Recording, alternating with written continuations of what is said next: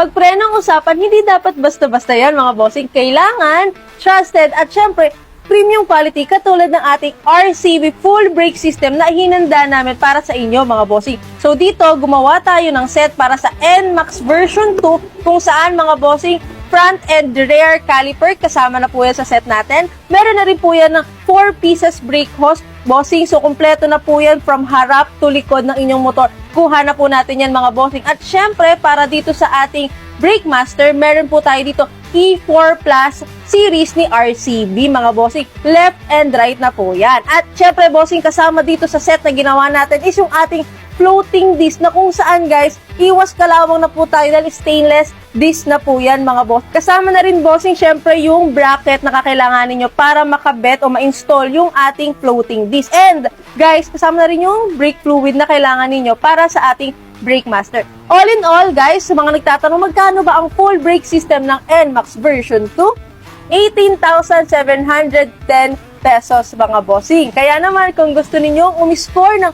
full or straight RCB brake system, punta lang kayo dito sa Road Kids Motor Parts. And syempre, nag-i-install na rin tayo dito mga bossing. Kaya naman, ano pang hinihintay nyo? Let's go!